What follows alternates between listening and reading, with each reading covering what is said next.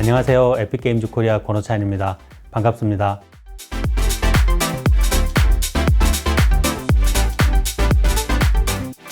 디스턴스 매칭과 포즈 워핑으로 언리얼 엔진 5에서 로코모션 퀄리티 높이기의 세션을 진행하게 된 에픽게임즈 코리아의 권호찬입니다. 오늘 세션의 주요 내용은 다음과 같습니다. 우선 로코모션에 대해서 이야기하고 다음으로 디스턴스 매칭, 마지막으로는 포즈 워핑에 대해서 설명하도록 하겠습니다. 우선 로코모션에 대해서 이야기해보죠.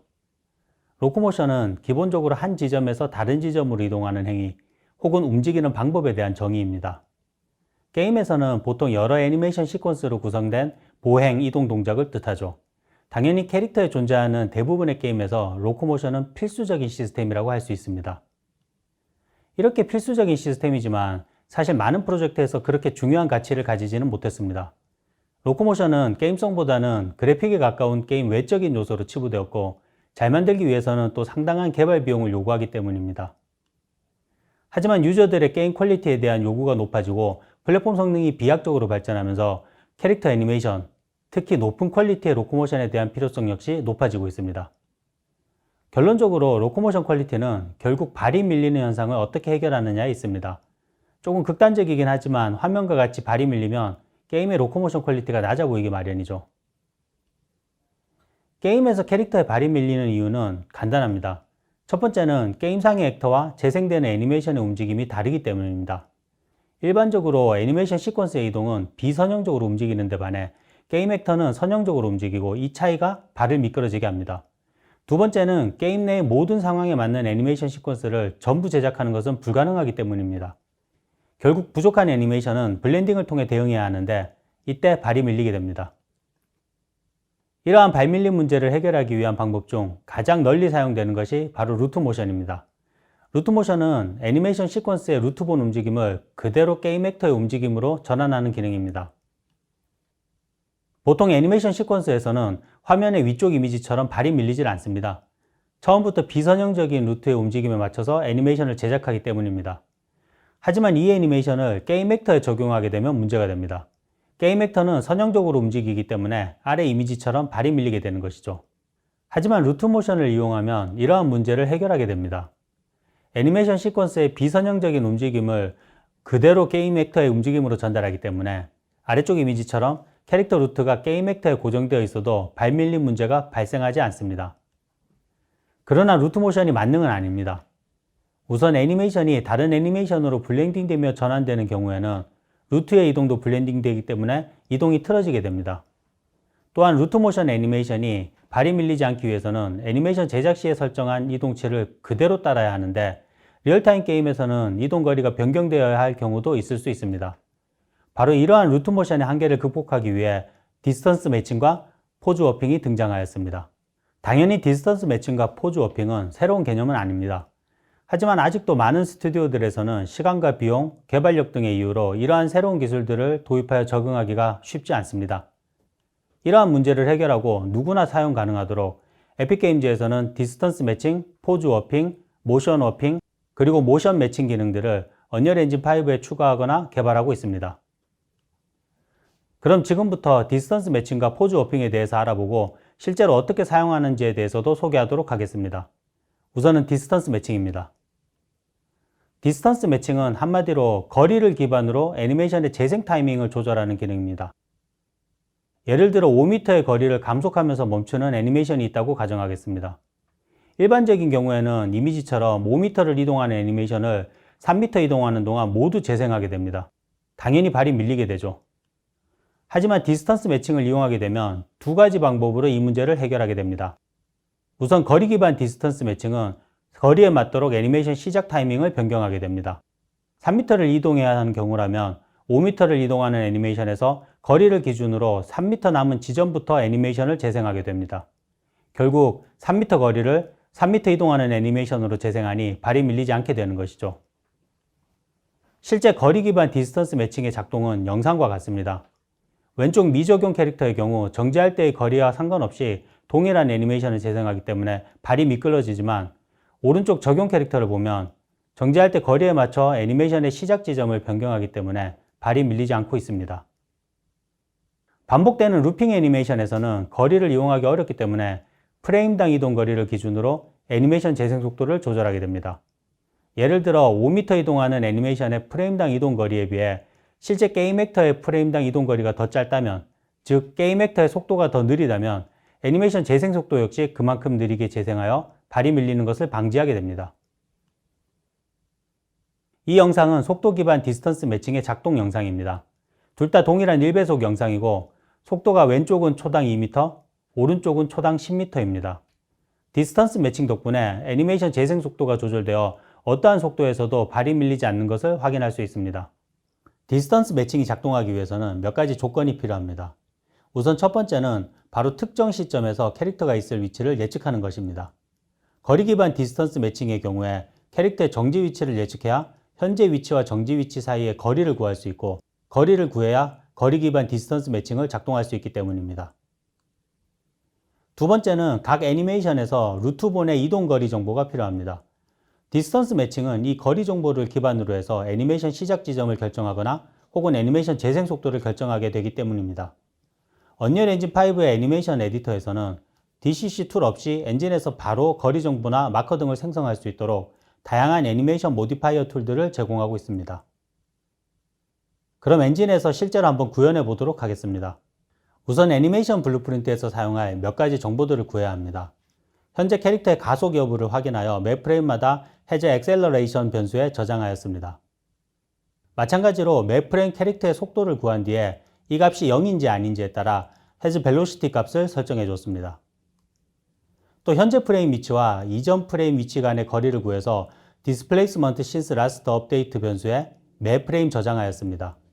마지막으로 이렇게 구한 디스플레이스먼트 신스 라스트 업데이트 변수에 델타 세컨드로 나눠서 디스플레이스먼트 스피드 변수에 매 프레임 저장하였습니다. 또 간단한 로코모션용 애니메이션 스테이트 머신을 미리 구성하였습니다.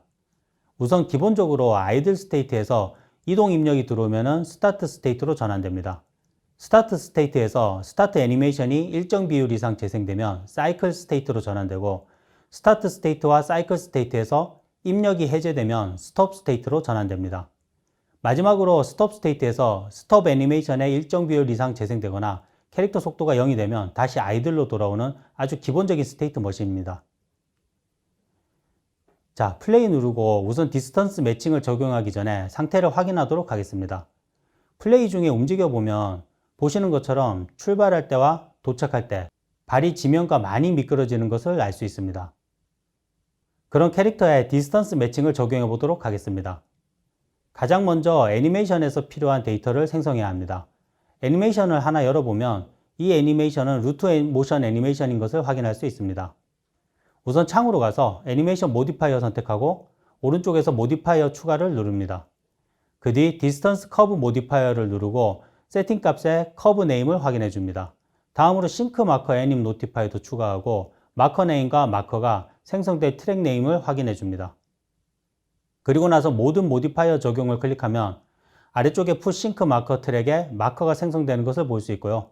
디스턴스 트랙으로 가서 커브 편집 눌러보면 실제 캐릭터의 루트가 이동한 거리 정보를 확인할 수 있습니다. 마지막으로 에셋 디테일 창으로 가서 커브 압축 세팅 옵션을 유니폼 인덱서블 커브 컴프레션 세팅으로 변경해 줘야 합니다. 이렇게 해야 특정 순간에 필요한 커브 값으로 바로 액세스가 가능하기 때문입니다. 저장하고 창을 닫겠습니다. 이제 애니메이션 블루프린트를 열고 로코모션 스테이트 머신으로 가면 아까 리뷰한 스테이트 머신이 표시되는데요. 먼저 스타트 스테이트로 가보면 시작 애니메이션을 재생하는 시퀀스 플레이어가 있습니다. 여기서는 시퀀스 플레이어가 아니라 시퀀스 이밸류에이터를 사용해야 합니다. 시퀀스 이밸류에이터 배치하고 노드를 보면 명시적 시간 입력이 있는데요. 이 값은 디스턴스 매칭 함수가 조절해야 되기 때문에 다이내믹으로 변경하고 핀으로 노출 옵션을 해제해 줍니다. 그리고 시퀀스를 하나 지정하겠습니다. 스타트 스테이트이기 때문에 앞으로 달리기 시작하는 애니메이션을 선택하겠습니다. 이 노드에서 애니메이션이 재생되는 동안 디스턴스 매칭을 통해 매 틱마다 적절한 포즈를 출력해야 하니까 업데이트 시에 함수를 하나 생성해서 바인딩하고 함수 이름을 업데이트 스타트 애님으로 해줍니다. 여기서는 특정 지점을 예측하는 방식을 사용할 수 없기 때문에 속도 기반의 디스턴스 매칭을 적용해야 합니다. 디스턴스 매칭으로 검색해서 어드밴스 타임 바이 디스턴스 매칭을 사용하도록 하겠습니다. 실행 라인 연결해주고 컨텍스트도 연결합니다. 자, 여기 노드 출력핀에는 해당 애니메이션 노드가 출력되는데요. 디스턴스 매칭이 이밸류에이터 형태가 필요하니까요. 이 노드 정보를 이밸류에이터로 변환해야 합니다. convert to sequence evaluator 함수를 추가하고 sequence evaluator 입력핀에 연결합니다. 그 뒤에 아까 리뷰한 변수 중에 displacement since last update를 드래그해서 연결해 줍니다. distance curve name은 distance curve modifier로 생성한 커브 트랙 이름을 입력하면 됩니다. 플레이 레이트는 기본값이 0.75부터 시작인데요. 효과를 확실히 확인하기 위해서 0.1 정도로 낮춰주도록 하겠습니다. 컴파일, 저장하고 다시 스타트 스테이트로 돌아와 이밸류에이터를 대신 연결해 줍니다. 이 상태에서 이밸류에이터 노드에 연관성이 생길 시에 함수를 하나 다시 생성해서 바인딩하고 이름을 setStartAnim으로 변경합니다.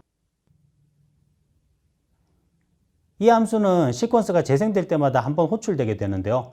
이 함수를 바인딩하는 이유는 애니메이션이 새로 시작될 때마다 애니메이션 시작 지점을 지정하는 명시적 시간값을 초기화시켜주기 위해서입니다.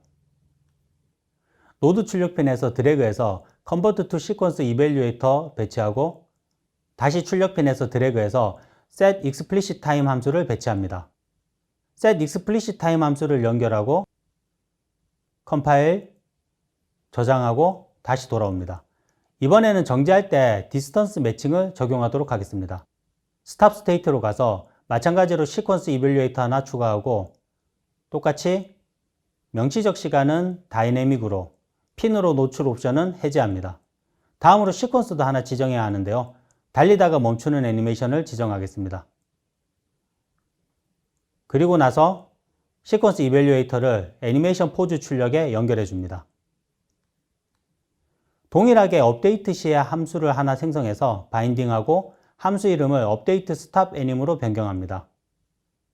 정지하는 경우에는 어디서 정지할지 예측이 가능하기 때문에 거리 기반의 디스턴스 매칭 함수인 디스턴스 매치 투 타겟 함수를 이용해야 하겠습니다. 실행 라인을 연결하고요. 우선은 정지할 위치를 예측해야 합니다. predict ground stop location을 배치하고 필요한 정보들을 입력해야 합니다. 이전 같으면 클래스 레퍼런스에 바로 액세스해서 사용할 수 있었겠지만 언리얼 엔진 5에서는 애니메이션 블루프린트 함수 실행 방식이 thread safe로 변경되어 이 방식은 작동하지 않습니다. 때문에 여기서는 대신 프로퍼티 액세스를 사용해야 합니다. 필요한 만큼 프로퍼티 액세스를 복사해 주도록 하겠습니다. 그 뒤에 우선 캐릭터 하위에 있는 get velocity를 지정해 줍니다. 지정한 뒤에 velocity 입력핀에 연결합니다. 다음은 캐릭터 무브먼트 컴포넌트의 속성들이 필요합니다. 캐릭터 무브먼트 컴포넌트 하위로 가서 필요한 속성들을 지정하고 predict 함수에 연결해 줍니다. 이때 필요한 속성들은 predict 함수의 입력핀 이름으로 찾으시면 됩니다. 이렇게 다 연결했으면 출력되는 벡터의 길이를 구해서 직접 추가한 distance to target 변수에 저장합니다. 실행 라인을 연결한 뒤에 distance match to target 함수에 저장한 distance to target을 입력핀으로 연결하고 distance curve name은 마찬가지로 distance로 입력합니다. 자, 여기서 조금 더 로직을 추가해야 합니다. 현재 로직에서는 애니메이션이 끝나기 전에 캐릭터가 정지 위치에 도달하게 되면 애니메이션도 멈춰버리기 때문입니다. 따라서 이 경우에는 distance to target 값이 0보다 큰지 확인해서 0보다 큰 경우, 즉 아직 거리가 남아있는 경우에만 디스턴스 매칭을 작동시킵니다. 0보다 작은 경우, 즉 이미 정지 위치에 도달한 경우에는 어드밴스 타임 함수를 이용해서 애니메이션을 제속도로 플레이시키게 합니다. 이 함수들에도 컨텍스트 노드에서 컨버트한 이밸류에이터들이 필요한데요. 앞쪽 출력핀에서 연결할 필요 없이 컨텍스트와 노드를 검색하면 나오는 get 컨텍스트와 get 노드를 이용하면 됩니다. 마지막으로 반환 노드에도 연결하면 연결이 끝나게 됩니다. 자, 레벨로 돌아가서요. 이제 플레이 눌러보면 처음 플레이 때와는 달리 캐릭터가 움직일 때 발이 밀리지 않고 자연스럽게 출발하거나 멈추는 것을 확인할 수 있습니다.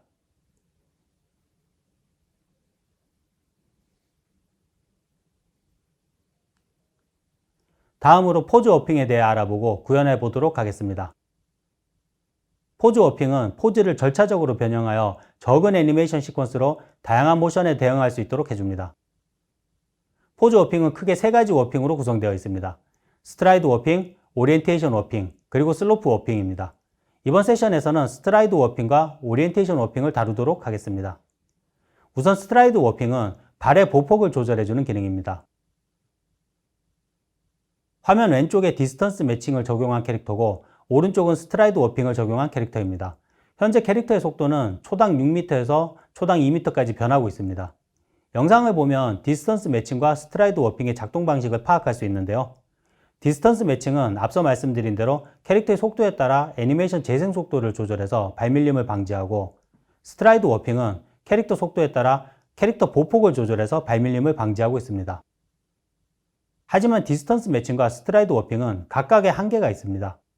디스턴스 매칭은 캐릭터 속도가 너무 낮거나 높으면 애니메이션 재생 속도 역시 너무 느려지거나 빨라지는 문제가 발생할 수 있고, 스트라이드 워핑은 속도가 너무 낮거나 높으면 포즈 자체의 퀄리티가 낮아질 수 있습니다. 이때 디스턴스 매칭과 스트라이드 워핑을 같이 사용하게 되면 속도 변화를 나눠서 적용할 수 있기 때문에 양쪽의 문제를 보완하게 됩니다. 오리엔테이션 워핑은 말 그대로 캐릭터의 하체를 회전시켜주는 기능입니다. 캐릭터의 이동 방향과 입력 방향의 각도차를 입력하면 그에 맞게 자연스럽게 캐릭터의 하체를 절차적으로 회전시켜주게 됩니다. 영상의 캐릭터들은 전후 좌우 네 방향 애니메이션을 가지고 있지만 오른쪽에 오리엔테이션 워핑이 적용된 캐릭터는 진행 방향으로 하체가 자연스럽게 회전하고 있는 것을 볼 수 있습니다. 이전에는 이런 경우에 보통 블렌드 스페이스를 사용했는데요. 하지만 오리엔테이션 워핑을 이용하면 두 가지 장점이 있습니다. 첫 번째는 훨씬 더 적은 애니메이션을 사용한다는 점입니다. 보통 블렌드 스페이스를 이용한 상하체 회전은 대부분의 모션에서 최하 8방향 애니메이션이 필요합니다. 반면 오리엔테이션 워핑은 4방향으로도 충분하죠. 두 번째는 발이 밀리는 현상을 완전히 해결할 수 있다는 점입니다. 블렌드 스페이스는 결국 애니메이션과 애니메이션을 블렌딩하는 방식이기 때문에 발이 밀리는 것을 완전히 막을 수는 없습니다. 하지만 오리엔테이션 워핑은 말 그대로 하체를 진행 방향으로 회전시켜 버리기 때문에 발이 전혀 밀리지 않게 됩니다. 기본적으로 포즈 워핑 기능들은 IK 본드를 이용하게 됩니다. 따라서 캐릭터 스켈레톤에서 적절한 계층 구조에 맞게 IK 본들이 세팅되어 있어야 합니다. 자세한 IK 본의 계층 구조나 정보들은 언리얼 엔진 5에 포함된 새로운 마네킹 스켈레탈 메쉬를 참고해 주시면 좋을 것 같습니다. 그럼 엔진에서 실제로 한번 구현해 보도록 하겠습니다. 포즈 워핑 시연은 앞서 보여드린 디스턴스 매칭 구현이 이미 되어 있는 상태에서 시작하도록 하겠습니다. 디스턴스 매칭 시연에서는 캐릭터 방향이 이동 방향으로 회전하게 되어 있었는데요. 이번에는 카메라를 바라본 채로 네 방향으로 이동하도록 하겠습니다. 이를 위해서는 가장 먼저 캐릭터 클래스의 캐릭터 무브먼트 컴포넌트를 선택하고 컨트롤러 선호 회전 사용 옵션을 활성화, 무브먼트 방향으로 회전 조정 옵션을 비활성화해 줍니다. 애니메이션 블루프린트에서도 추가적인 변수값이 필요합니다. 매 프레임마다 캐릭터 방향과 벨로시티 방향의 차이를 로컬 벨로시티 디렉션 앵글 변수에 입력합니다. 또 로컬 벨로시티 디렉션 앵글 값을 이용하여 캐릭터가 전후 좌우 어느 방향으로 움직이고 있는지에 대한 값도 로컬 벨로시티 디렉션이라는 인원 변수에 매 프레임 저장합니다. 이렇게 구한 로컬 벨로시티 디렉션 값을 이용해서 고정된 애니메이션이 아니라 전후 좌우 4가지 애니메이션 중에 하나를 필요한 타이밍에 변경하도록 설정해야 합니다. 스타트 스테이트와 스톱 스테이트에서는 애니메이션이 시작하는 순간에 한번 설정하면 되기 때문에 연관성이 생길 시에 호출되는 함수, 그 안에 set 시퀀스 함수를 추가하고 전후 좌우 방향에 맞춰 애니메이션 시퀀스를 설정하면 됩니다. 이때 시퀀스 이밸류에이터의 시퀀스 값을 다이내믹으로 변경해야 함수에서 설정한 애니메이션 시퀀스가 재생됩니다. 사이클 스테이트에서는 입력 중에 방향이 변하면 실시간으로 애니메이션이 변경되어야 할 필요가 있는데요. 연관성이 생길 시가 아니라 업데이트 시에 호출되는 함수에 전후 좌우 애니메이션 설정 로직을 추가해야 합니다. 단 이때는 스테이트가 전환되지 않으면서 애니메이션이 변경되기 때문에 애니메이션 사이에 블렌딩이 되지 않습니다. 따라서 애니메이션이 자연스럽게 전환되도록 하기 위해서는 관성화 기능을 사용해야 합니다. 관성화 기능을 사용하기 위해서는 우선 애니메이션 설정의 set 시퀀스가 아니라 set sequence with inertial blending 함수를 이용해야 하고, 애니메이션 포즈가 최종적으로 출력되기 전에 관성화 노드를 배치하여야 합니다. 자, 그럼 실제로 엔진에서 포즈 워핑을 추가해 보겠습니다. 우선 스트라이드 워핑부터 적용해 보죠. 이렇게 플레이해 보면 디스턴스 매칭이 적용되어 있어 발이 밀리지 않고 잘 다니는 것을 볼 수 있습니다. 그런데 캐릭터가 달릴 때 캐릭터 속도를 극단적으로 낮추면 발이 밀리지 않게 하기 위해서 애니메이션 재생 속도도 같이 떨어지게 됩니다. 발은 밀리지 않지만 애니메이션이 정상적으로 보이지도 않게 되죠. 자, 이 문제를 해결해 보도록 하겠습니다. 애니메이션 블루프린트를 열고 로코모션 스테이트 머신으로 들어갑니다. 기본적인 스테이트 머신 구성은 앞서 시연 때와 거의 동일합니다. 우선 스타트 스테이트로 가서 오른 버튼 클릭하고 워핑으로 검색해서 스트라이드 워핑을 배치합니다. 다음으로 스트라이드 워핑 노드에 필요한 세팅을 해주겠습니다. 처음은 디테일 창의 평가 탭에서 모드를 그래프로 변경합니다. 그 다음 아래쪽에 펠비스 본을 세팅해야 합니다. 당연히 펠비스 본을 지정하고요. 그 아래 IK 풀 루트 본에도 마찬가지로 IK 풀 루트 본을 지정합니다. 다음에는 풋 디피니션에 엘리먼트를 2개 추가하고요. 각각 왼발과 오른발에 대한 본 정보를 지정해 줘야 합니다. 우선 왼발부터 해보죠. IK 풋 본에는 IK 풋 언더바 레프트, FK 풋 본에는 풋 언더바 레프트, 그리고 허벅지 본에는 타이 언더바 레프트를 지정합니다. 두 번째 엘리먼트에는 동일하게 오른발을 지정해 줍니다.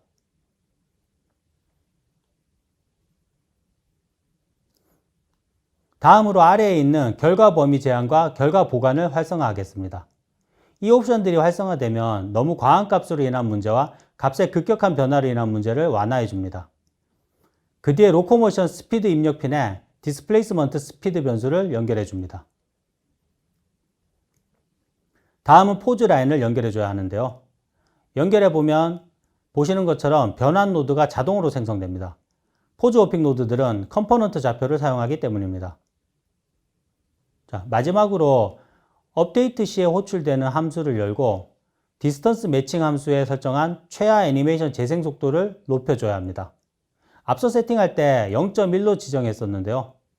이렇게 되면은 스트라이드 워핑이 적용되기 전에 이미 디스턴스 매칭에서 애니메이션 재생 속도를 10%까지 떨어뜨릴 수 있게 되어 디스턴스 매칭과 스트라이드 워핑을 같이 사용하는 효과가 얻게 됩니다. 따라서 0.75를 입력해서 75%까지만 디스턴스 매칭해서 애니메이션 속도를 떨어뜨리도록 하겠습니다. 다시 스타트 스테이트로 돌아와서 추가한 스트라이드 워핑 노드들을 복사하고 이번에는 사이클 스테이트로 들어갑니다.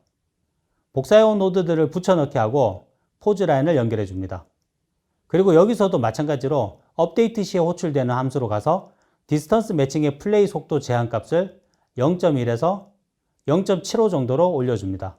컴파일, 저장하고 플레이 눌러서 결과를 확인하겠습니다. 달리는 중에 속도를 떨어뜨려 보면 속도에 맞춰서 보폭이 줄어드는 것을 확인할 수 있습니다. 단순히 스트라이드 워핑만 적용되는 게 아니라 디스턴스 매칭에서 어느 정도 애니메이션 재생 속도를 조절하고 난 뒤에 스트라이드 워핑에서 보폭을 줄이는 거라 훨씬 더 자연스럽게 작동합니다.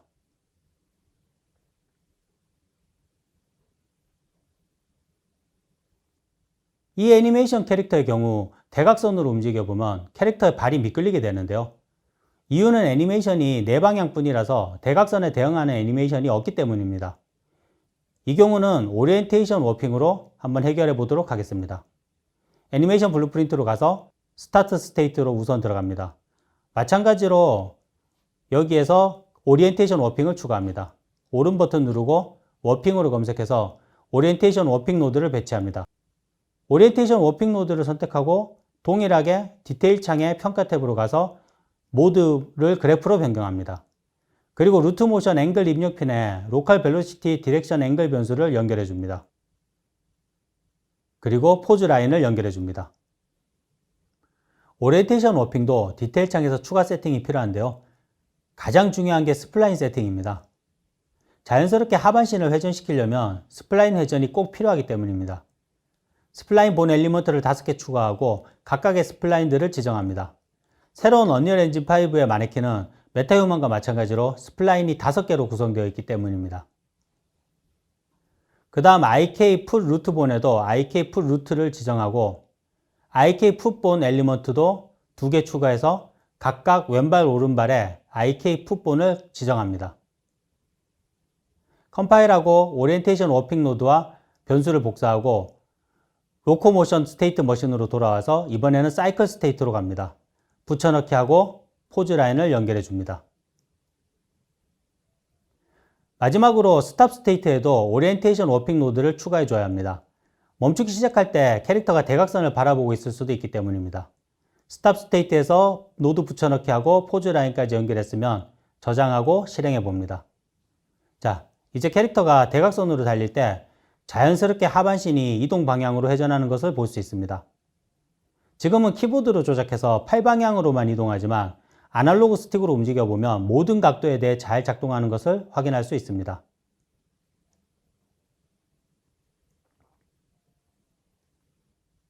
시간 관계상 이번 세션에 포함되지는 못했지만 로코모션 퀄리티를 높이는 데 효과적인 테크닉들을 몇 가지 더 소개해 드리겠습니다. 보통 캐릭터 이동에서 180도 회전을 할 때 일반적인 방향 전환처럼 캐릭터를 단순 회전시키게 되면 발이 미끄러지고 퀄리티도 좋지 않아 보입니다. 따라서 이런 경우에는 보통 피벗 애니메이션이라는 180도 방향을 전환하는 애니메이션 시퀀스를 이용하게 되는데요. 이때도 디스턴스 매칭과 포즈 워핑을 조합해서 사용하면 영상처럼 퀄리티를 높일 수 있습니다.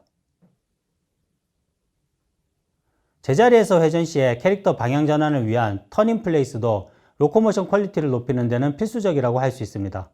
카메라를 회전할 때 턴테이블처럼 캐릭터가 회전하면 퀄리티가 낮아 보이기 때문입니다. 턴인 플레이스 역시 디스턴스 매칭을 이용해서 구현할 수 있습니다.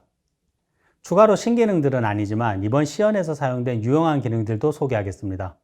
우선 마커 기반 애니메이션 동기화입니다. 보통 애니메이션이 전환될 때 왼발 오른발의 위치가 맞지 않으면 애니메이션이 튀는 현상이 있는데요. 이 문제를 해결해 주는 기능입니다. 전환될 애니메이션의 시작 타이밍을 조작해서 왼발 오른발의 위치를 맞춰주게 됩니다. 앞에서 소개한 관성화 노드 역시 언리얼 엔진 4부터 제공되던 기능입니다. 전후 좌우 4방향 애니메이션을 블렌드 없이 전환하면 왼쪽 캐릭터처럼 튀게 되는데요. 관성화를 이용하면 오른쪽 캐릭터처럼 자연스럽게 전환할 수 있습니다. 이번 세션에서 소개해드린 디스턴스 매칭과 포즈 워핑, 그리고 추가적인 피벗 애니메이션과 턴인 플레이스 등은 언리얼 엔진 5와 함께 무료로 공개된 라이라 슈터 프로젝트를 참고하시면 애니메이션의 구조나 구현 방법에 대해 더 자세히 확인하실 수 있습니다. 게임의 첫인상은 물론 그래픽입니다만 게임에서의 첫 경험은 저는 로코모션이라고 생각합니다. 유저들이 게임을 플레이하면서 가장 처음 경험하는 애니메이션이 바로 로코모션이기 때문입니다. 즉, 잘 만든 로코모션은 유저들의 게임에 대한 평가를 좌우한다고 해도 과언이 아닙니다. 이렇게 중요한 로코모션의 퀄리티를 높이는 데 도움이 되기 위해 언리얼 엔진 5에서 디스턴스 매칭과 포즈 워핑이 기본 제공되는 만큼 꼭 사용해 보셔서 여러분들 프로젝트에 도움이 되길 바라며 이것으로 세션을 마무리하도록 하겠습니다. 감사합니다.